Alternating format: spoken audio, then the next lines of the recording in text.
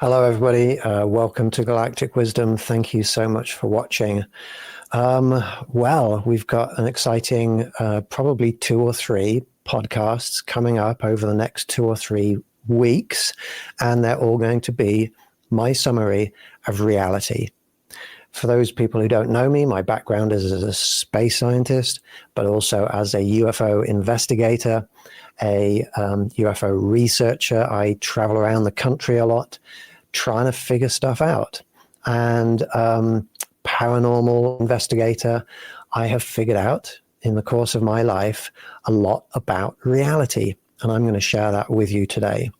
One thing I would like to share with you first, though, is I am going to be going on tour hosting friendship circles all around the US, bringing people together and hosting contact events all around the US over the next few months. And wherever you are in the US, if you live in the US, I invite you to join me. And hopefully next year I will be traveling around the world a little bit doing this also. I'm going to put up on my screen for you my current schedule. So this is the current Alien Friendship Contact Tour. And I will talk briefly about this image, but this is not what the show is about today. I am going to start in 1 month from today, November the 30th. I am starting in Bakersfield. And in Bakersfield, I will be hosting a friendship circle. The idea of these friendship circles is that we put aside all of our differences and we come together in peace, in friendship, that we put peace above our politics, our religion, our differences, our arguments, and we focus on the most important thing, and that is being peaceful and friendly with each other. And that is going to be an event in each of these places that I'm going to. And you can attend if you live anywhere near these places. And if you don't, well, this is just the start of the tour that you can see here. So in the following months, I will be going to other states. Also in Bakersfield and also everywhere else, I will be hosting contact events. So they will be early evening events when the sun sets so that it's not too cold. We are going to go outside and we are going to meditate and we are going to reach out to our non-human friends and invite them to come to us.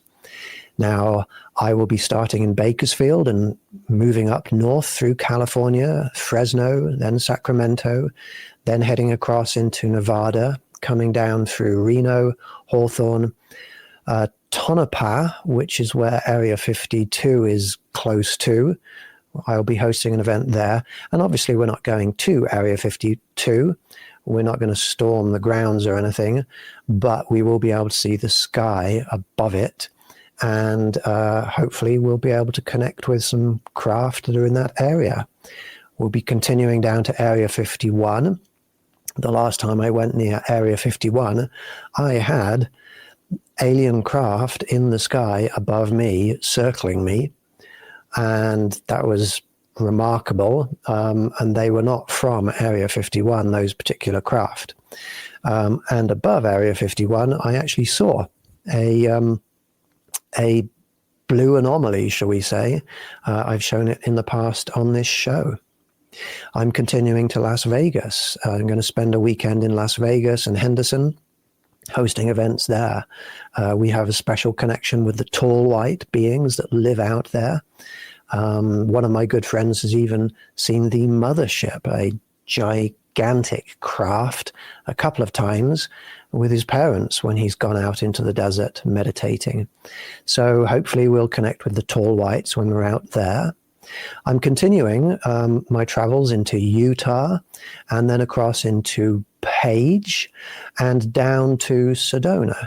Now, Sedona is where there's a lot of activity. I'm going to host 2 events there on a Friday and a Saturday. And there will be the friendship circles and there will be contact events. You're welcome to join me if you like. I'll be continuing from Sedona. Sedona, incidentally, is where I videoed that orb, that blue orb. So I'll be going back there, and I'll also be going to Bradshaw Ranch again.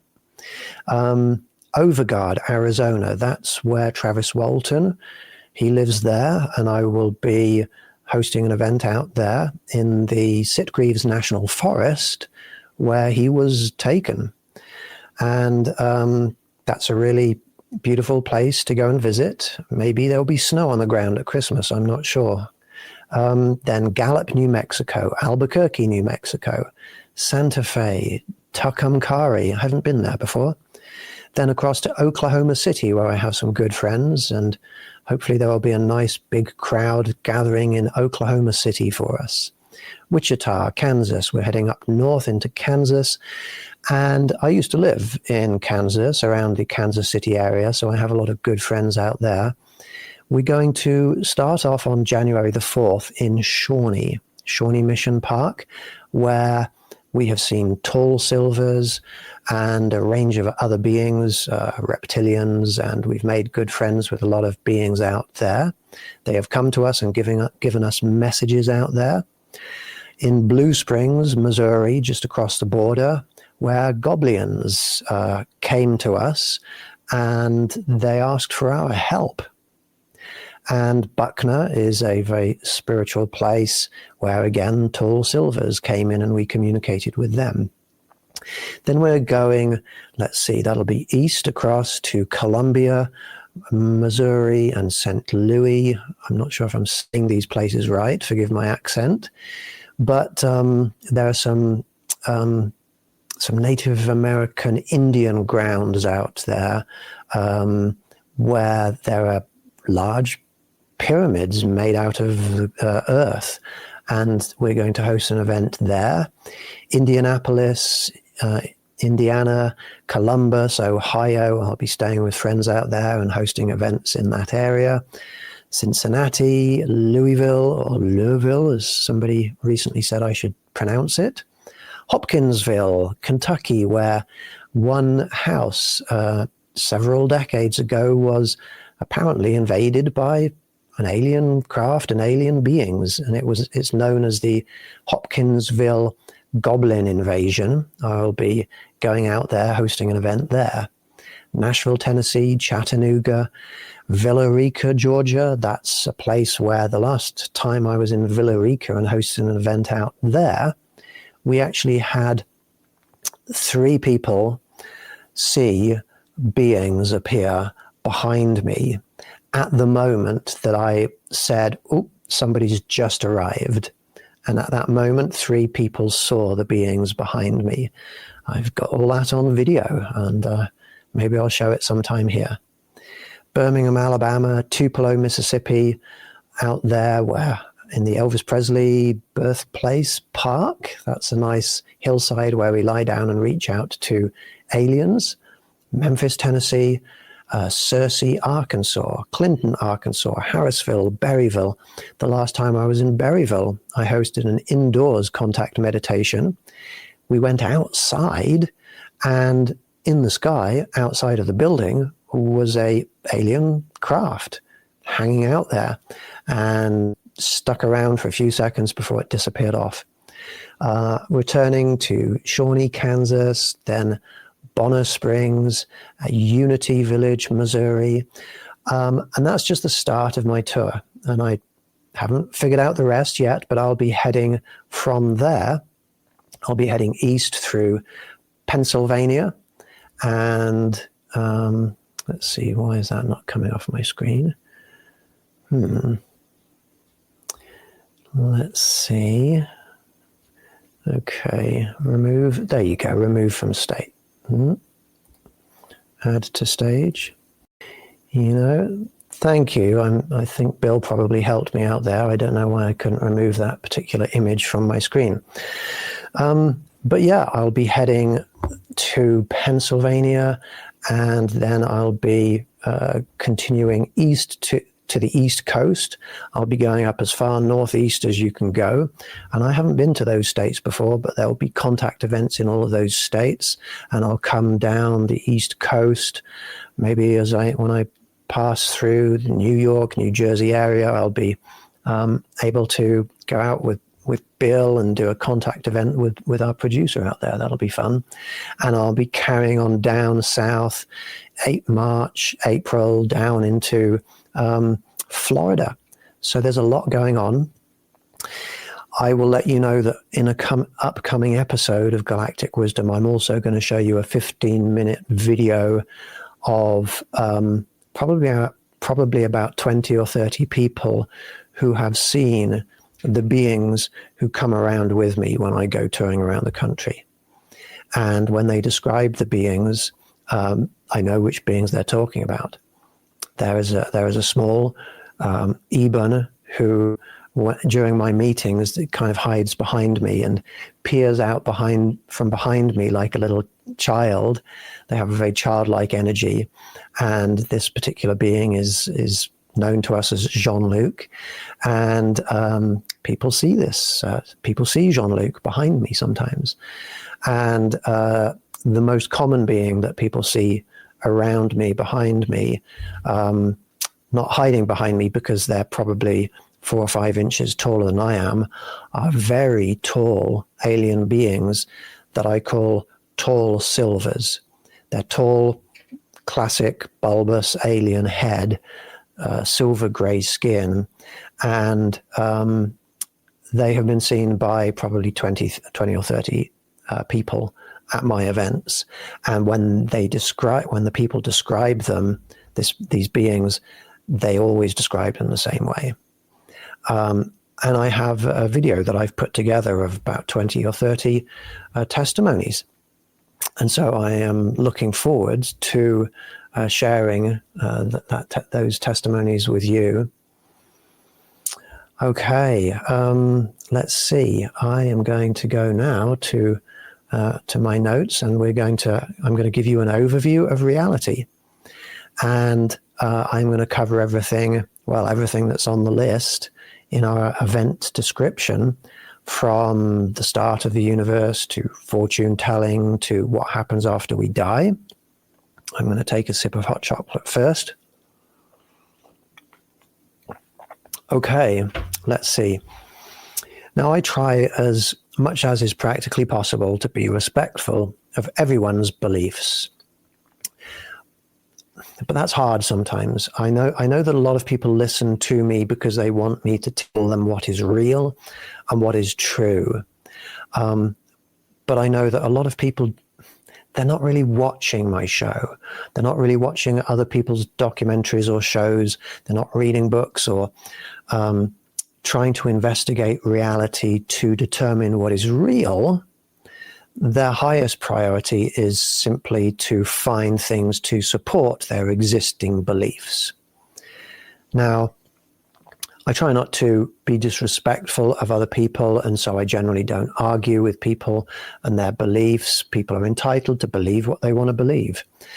But believing things is kind of holding humanity back from gaining some very important knowledge about reality. And I, during this show, try to tell people what is real. And I apologize if some of my statements go against people's beliefs. I am not doing it to annoy people. I am doing it because I know there are people who want to know the truth. So I apologize when my knowledge is inconsistent with your beliefs, but I am going to go ahead and I'm going to state what I have been able to work out to be true. So in this show, I'm going to unashamedly tell people truths. I'm going to unashamedly point out to people which common beliefs are mistruths. Now, the most common mistruth that people believe in this world, in terms of supernatural, paranormal things, is that there is a God. Over the last few hundred years, a long list of occurrences that had previously been attributed to God have been conclusively discovered and proved by science to have happened via natural processes. Those scientific proofs have therefore indirectly proved that God wasn't responsible for some of the things that people had previously believed him to have been responsible for. And some of these proofs, these scientific proofs that I'm talking about, they're hundreds of years old now. And at the time when these proofs came out, things, for example, like when Galileo figured out that the Earth was not the center of the universe and that actually it circled around the sun, you know, he was persecuted for coming out. He was persecuted by the church, by people who believe in God, for coming out with that idea. He was put under house arrest and not allowed to come out for the rest of his life. He was ordered not to share his opinions about reality with other people. He was put on trial. It was not pleasant for him, and that's hundreds of years ago. To this day, many people still haven't fully accepted many other scientific truths. Most people now have accepted the idea that the Earth is not the center of the universe and the Earth orbits around the sun. But a lot of people have not accepted things like the Big Bang and evolution, which are scientific truths that have been proved. The scientific proofs that we have that go against some people's religious beliefs, we have been able to, by proving those things, indirectly prove that God wasn't responsible for doing those things. By proving that 2 + 2 = 4, we have been able to indirectly prove that 2 + 2 is not equal to 100. If we can prove that the Earth formed naturally by gravitational processes bringing together clouds of interstellar dust and matter, then we have indirectly proved that God didn't click his fingers or state his will and create the Earth. And so I'm talking about this up front because I want to say to people whose beliefs are contrary to scientific knowledge, I want to say that I'm not saying anything disrespectful to you. I'm not being mean. I am going to talk about scientific truths here.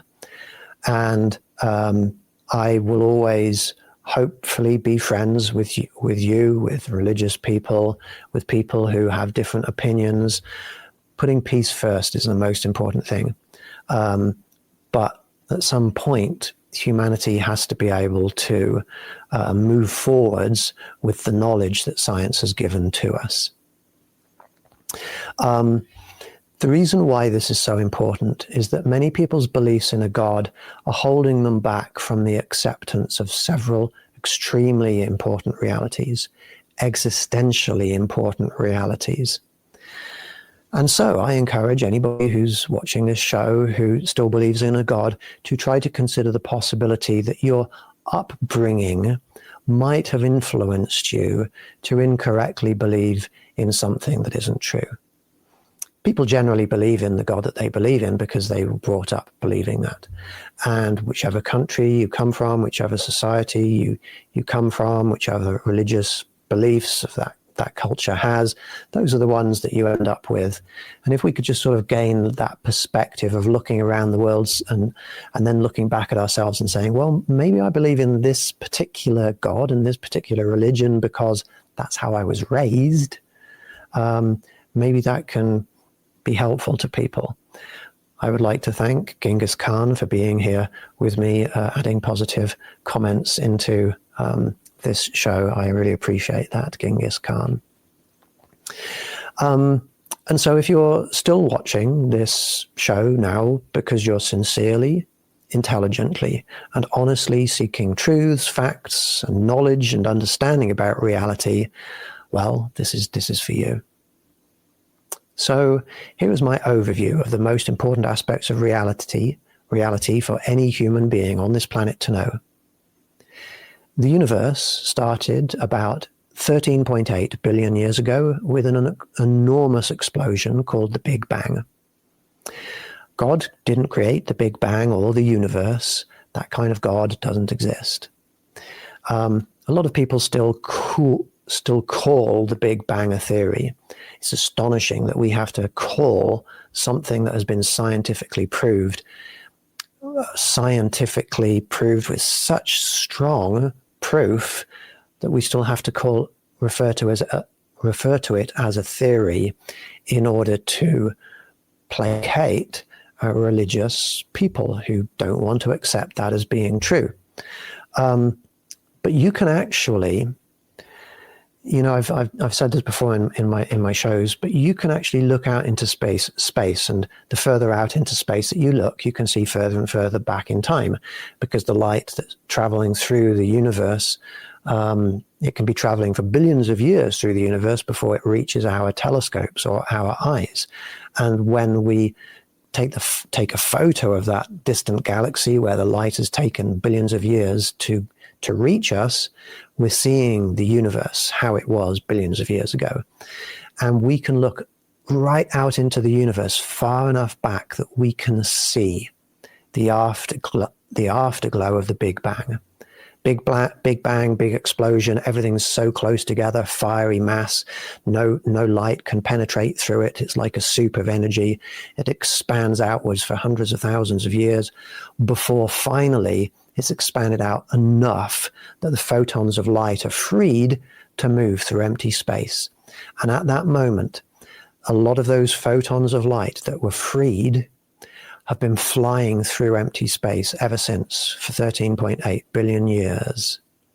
And we can see it. We can see that afterglow of the Big Bang wherever we look, in every direction in space. It's called the microwave background radiation, and it's proof of the Big Bang. And there's many other proofs as well. After the universe had expanded and cooled sufficiently, matter was strewn throughout the 3 lower dimensions of space, our 3 physical dimensions of space. And another substance, which I have named Corether, was strewn throughout higher or ultra dimensions of space. The scientific problems of dark matter, dark energy, and the antimatter-matter asymmetry suggest to me that this ultra-dimensional Corether might actually be ultra-dimensional antimatter, antimatter. That's a theory of mine. I haven't proved it to be true, but everything to do with the paranormal is consistent with that being true. In a similar way that a 2-dimensional sheet of paper might exist within a 3-dimensional room, our 3-dimensional physical realm exists within a higher dimensional Coretherial realm. Now, there's an attractive interdimensional force between matter and Corether. Every particle of matter attracts a corresponding particle of Corether to it. And so every atom, molecule, stone, planet, and star has a corresponding Coretherial atom, a molecule, stone, planet, or star intricately woven throughout it and around it.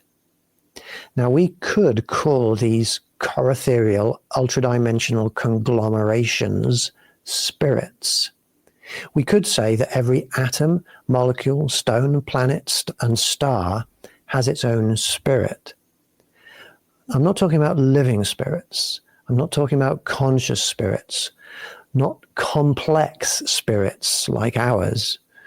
I'm just talking about simple, lifeless, Coretherial masses connected to all objects and all matter around the universe. Throughout the history of the universe, gravitational forces have acted to bring matter together to form stars, planets, and moons. Gravity brought our solar system together about 4.6 billion years ago. And, there's so much proof of that.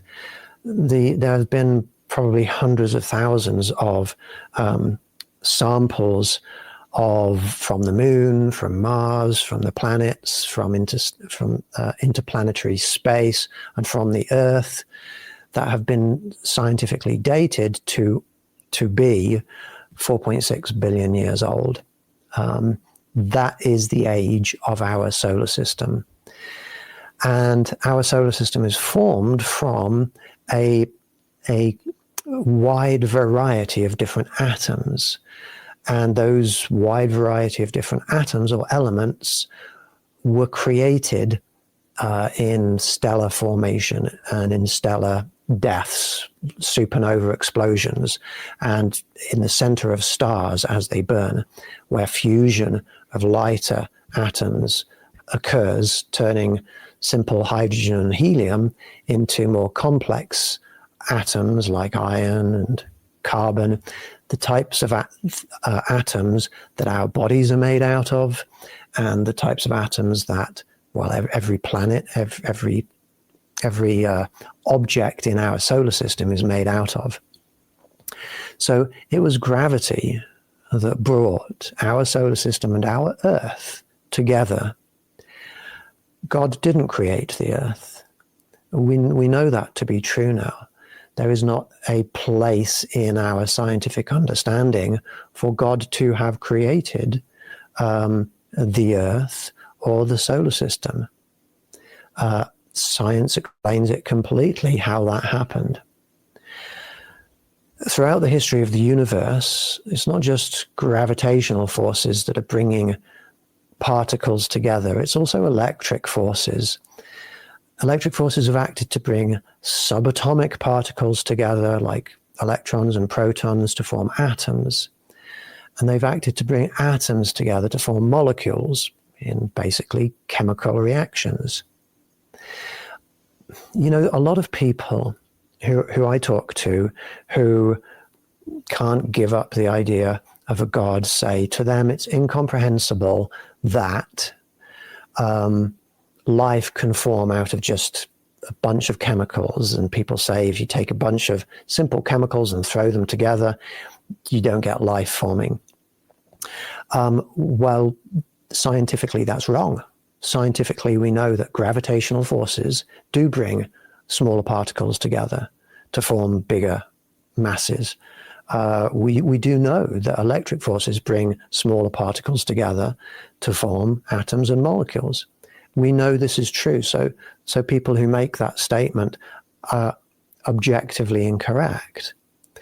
And if we were to hypothetically think about, well, okay, let's assume maybe that you're somehow right, that you can't create complex things without something more complex creating them. Well, that then becomes paradoxical, because if you're stating that God had to create us because we're too complicated to have formed naturally, well, God is even more complicated and complex than us if he were to exist. And therefore, the argument that we couldn't have evolved naturally applies to God even more. And you end up proving yourself to be incorrect. So there's nothing in the reality of our planet forming and human beings forming, of smaller things coming together, that is consistent with the idea of God creating any of it. A wide variety of different molecules, including complex organic molecules, such as those found inside DNA, have formed naturally throughout the universe. And scientists have found these in comets and meteorites, in interplanetary debris that's out there. Complex organic molecules such as those found inside DNA. The components of DNA have been found naturally floating around out there in the universe. Just they've come together because of gravity and electric forces. The components of DNA. And this stuff is being planets and moons are being bombarded with this stuff every time comets and meteorites come down and hit the surface of the planet. It's almost inconceivable that life has not started all around the universe naturally due to the scientific facts that we've already discovered. And so throughout the universe, when environmental conditions are right, complex, organic, self-replicating structures develop and propagate. Self-replicating structures that occur because of the DNA components of the molecules that are in there. This is not magic. This isn't divine. It's just chemistry. Now, it's not easy knowledge to acquire. To know something, you have to prove it for yourself.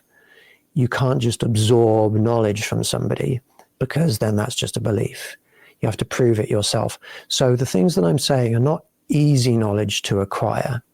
I don't want you to just simply believe the stuff that I'm saying, but you can go away and you can research the things that I'm talking about, and you can discover that they are all true. You can go out and become a scientist and do your own investigations and discover that these are all facts that I am talking about. That's something that is true about reality. That once you've discovered something, you can explain your discovery to something else so that they can discover it and know it too. You can logically say, this is how you can prove 2 + 2 = 4.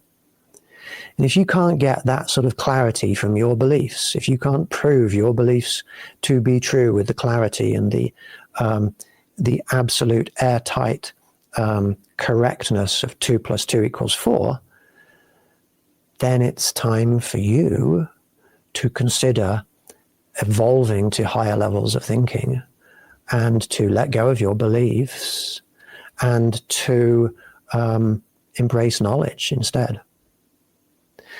Now, organic structures that are not able to self-replicate, for example, like viruses, are not considered by science to be alive. I'm going to move this mic closer to my head because I'm leaning forwards too much. I'm going to say that again. Organic structures that are not able to self-replicate, like viruses, are not considered by science to be alive. Organic structures that can self-replicate, like bacteria, are considered by science to be alive. So let's think about that. Bacteria we consider to be alive because they, all they need is sort of water and basic atoms and molecules to bring in. I've got somebody with me over there. I'm not sure what kind of paranormal entity it is, but thank you very much for being here. Bacteria can absorb what they need from the surroundings, energy and atoms and molecules, and reproduce themselves, split in half and reproduce themselves, self-replicate. Viruses, if you look at close-up electron micrographs of viruses, they're scary, monster-looking beings that seem to be living things. They certainly contain their DNA, but they're kind of inert by themselves. They can't self-replicate. What they do is when they connect with another cell, like a living cell, like a bacterium or a cell in our body, they sort of take over some of the functions of that cell and make the cell do the self-replication for them. But in many ways, they're very, very similar in their structural makeup to things that we consider to be alive. So that arbitrary line that human beings currently draw between things that are not living and things that are living is merely the biochemical ability to self-replicate. And that's it. That's what determines if something is alive or not. Life is not magic or divine. It's just chemistry or biochemistry. Life is not the sudden insertion or appearance of a spirit. That self-replicating thing is not sufficient for something to suddenly have a spirit. And do we really think that bacteria have, at the moment of their conception, like a conscious spirit just sort of popping in there and inhabiting a previously inert sort of growing body?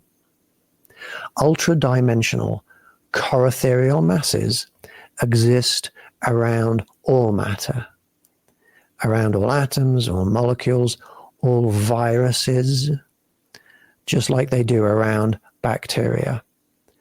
Both viruses and bacteria have spiritual bodies. All matter, down to the smallest subatomic particles, have corethereal spirits. Corether is just physics that science hasn't yet discovered. Spirits are just science that human beings haven't yet, well, scientifically discovered. And so life has been developing naturally all around the universe for most of its existence. Countless trillions of moons and planets around the universe developed living organisms on them billions of years before our solar system even formed. On our planet, simple, single-celled, photosynthetic organisms developed about 3.5 billion years ago. And we've got the fossils to prove that. Fossils of microbial mats of cyanobacteria from 3.5 billion years ago, shallow, warm oceans. And these were oceans. The planet was very, very different back then. The planet back then was largely carbon dioxide. It was very, very hot, therefore. It was like you might call it a runaway greenhouse effect, but that's just the natural state of the planet. It took the photosynthetic organisms billions of years to take out that carbon dioxide from the atmosphere and give us the oxygen that we rely on today. That's an important scientific fact. If you know it, it really helps us to understand some really important changes that are happening on the planet today. Now, a natural process occurs within all populations of terrestrial organisms. Those individuals that have differences that are beneficial to their survival, because, in a species, there's natural variation, right? In human beings, there's natural variation. Our children look different from each other. They all have slightly different DNA, so they all look different. And that is true throughout all populations of living beings. So those individuals that have differences that are beneficial to their survival are more likely to pass on their DNA because because they're more likely to have the successful production of children.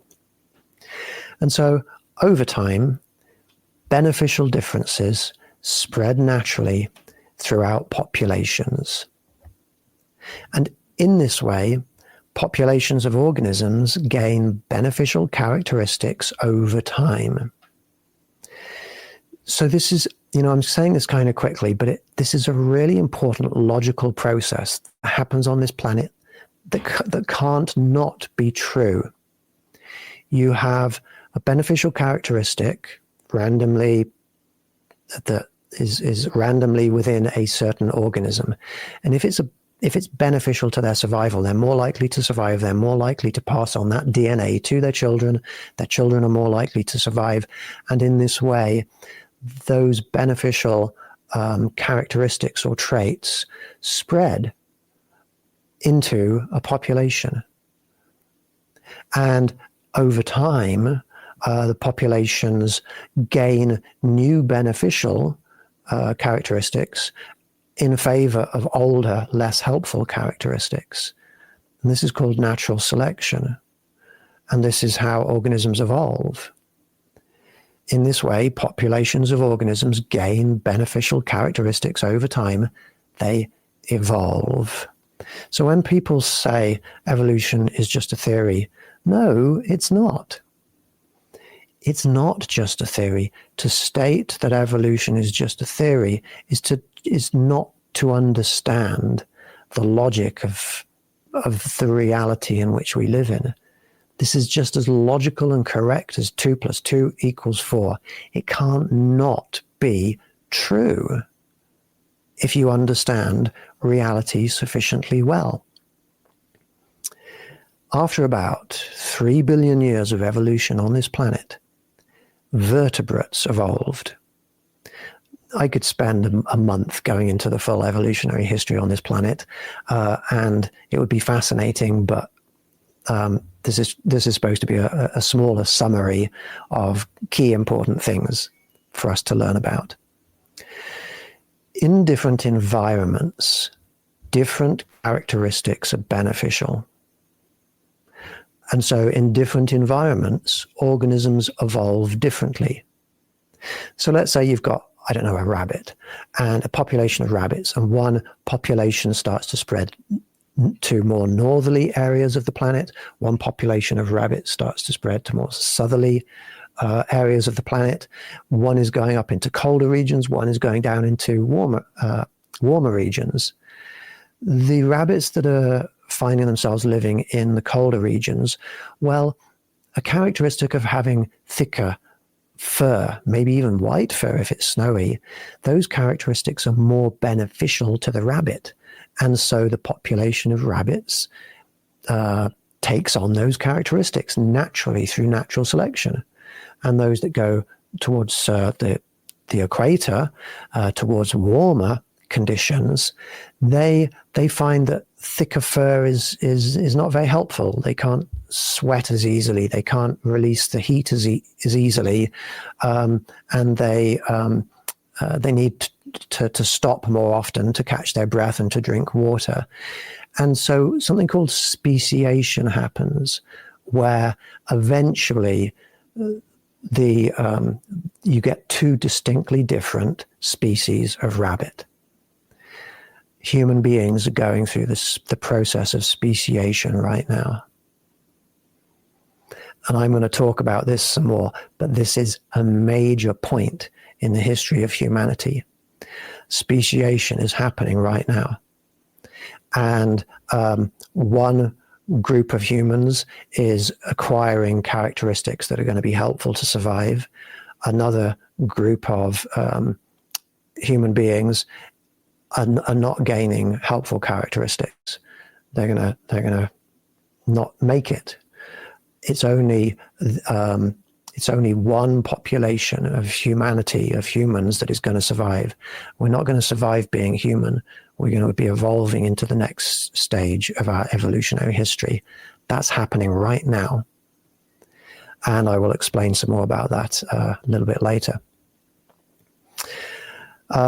So let's see, vertebrates evolved. First, fish evolved in the oceans. Then some coastal fish evolved into amphibians. You know, you've got mud skippers that can move their fins like this, and they can pull themselves up out of coastal waters and into the shallow areas of water. And they've evolved eyes to be on top of their head so that they can see above the water, a bit like crocodiles. And their forelimbs are so strong that they almost act like legs. And there's advantage. There certainly was advantage back then in coming out of the oceans, because life evolved in the oceans, and there was a lot of predators in the oceans, and they could escape. They could escape from the ocean and be safer. And if they could come out onto the shore, they had new sources of food that they could eat that were just laying out there on the sands in those silts. So fish evolved into amphibians. The amphibians still needed to go back into water to lay their eggs, because their eggs are not waterproof. But in time, the amphibians' skin evolved to be waterproof. Their skin and the skin of their eggs. We can see in the fossil records these stages occurring. We can even see it in the DNA in all of the organisms that are alive today, because our DNA is built on DNA from the past. We can see it in our own DNA.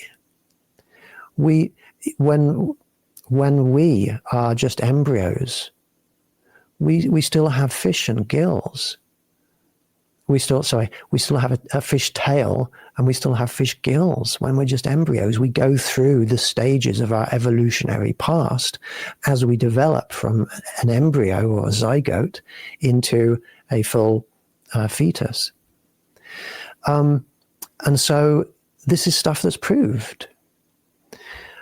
Amphibians evolved into reptiles, which was very helpful, because they didn't need to go back to water to lay their eggs. They could just lay them in the ground. They could come further up onto land. Some reptiles then later evolved into birds. Again, more helpful adaptations, feathers, and we've got fossils of dinosaurs and other reptiles out there with feathers evolving into birds. Now, some amphibians, that they developed hair or fur. They didn't, there were lots of different species of amphibians, and not all of them developed eventually into reptiles. Some of them developed hair or fur, which helped them to stay warm and active when it was cold. They also developed milk-producing glands, which enabled the mothers to feed their babies directly from the safety and warmth of their own bodies. And these amphibians ended up looking more like shrews or mice, the simple first mammals. This is one of the 5 classes of vertebrates we call them mammals. We got fish, amphibians, reptiles, mammals, and birds. About 2.8 million years ago, the hominin species Homo habilis evolved on the African savannas. Now, if you're interested in this stuff, like if you want to hear more about all of this evolutionary process, join my website, join my group, and there are videos that I've got on this subject, and you can fill in all the missing details. I'm skipping forwards a lot here because I'm trying to focus on the most important details. But after about 2.8 million years of evolution, some of these mammals evolved into not just humanoids, but humanoids that are similar enough to modern humans that scientists have classified them as humans. Our species is Homo sapiens, which means man wise, basically. But there have been about at least 13 different Homo species or human species have existed over the last 2.8 million years. And the first of those was Homo habilis, that evolved on the African savannas. Fossils of Homo habilis are similar enough to modern humans that scientists have placed this species in the taxonomic genus of Homo, which means human. From the time of Homo habilis to the present day, the fossilized remains of at least 13 archaic, we call them archaic human species, have been identified, including Homo antecessor, Homo erectus, Homo ergaster, Homo floresiensis, Homo habilis, Homo heidelbergensis, Homo longi, Homo luzonensis, Homo naledi, Homo neanderthalensis, Homo rhodesiensis, Homo rudolfensis, and Homo capronensis. They're not very easy to say, but they're all human species. Now, some of those species are known to have produced and used stone tools before our species evolved. Some used fire to cook their food. Some wore clothing made out of animal hides that were stitched together. Some created works of art, and some are known to have interbred with each other, which is why a large proportion of modern humans have a bit of Neanderthal DNA in them. You can get your DNA tested, and most people listening to me now will discover that they've got probably 2 or 3% of Neanderthal DNA You might also find that you've got 2 or 3% of Denisovan DNA, which is another human subspecies. It was about 300,000 years ago that modern humans, Homo sapiens, evolved in Africa.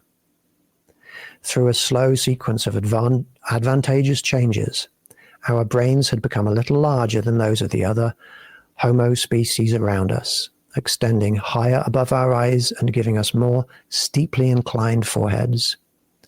Supported by the already established practice among hominins of cutting and cooking food with stone tools and fire, our lower faces had become smaller, with smaller teeth, jaws, and jaw muscles.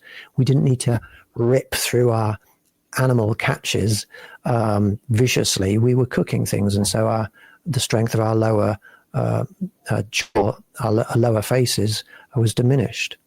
Our frames had become lighter, less robust, and more gracile, reflecting the survival and reproductive benefits of mental strength over physical strength. Human beings evolved naturally on this planet. God didn't create us. That kind of God doesn't exist.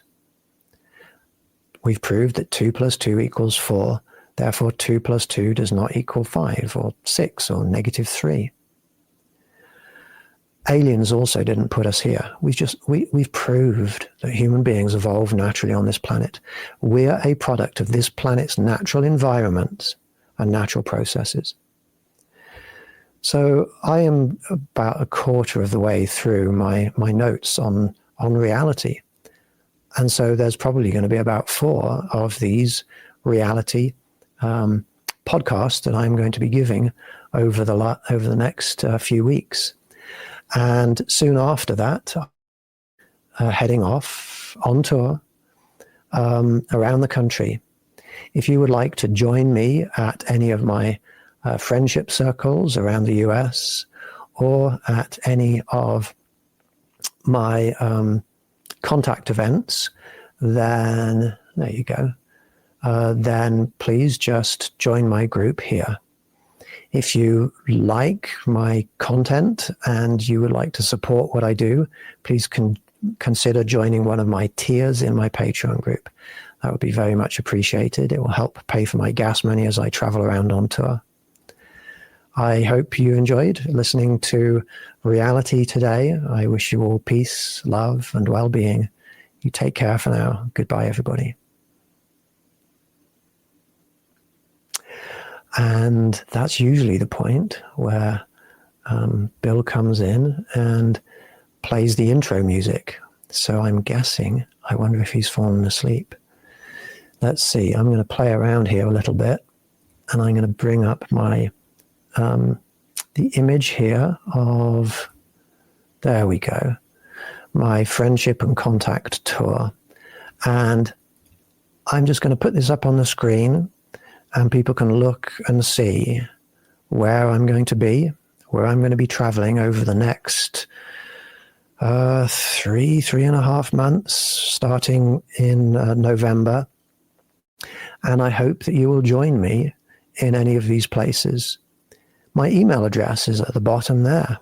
If any of you would like to, then please do go ahead and email me and ask me any questions if you have any. And do go ahead and join my Patreon group. People who join my Patreon group, they're able to attend any of these events for free. For a $10 membership in my Patreon group, you can attend all of these events for free. If you would like to attend one of these events without joining my group, that's fine. Come along, and it's going to be a $15 event fee.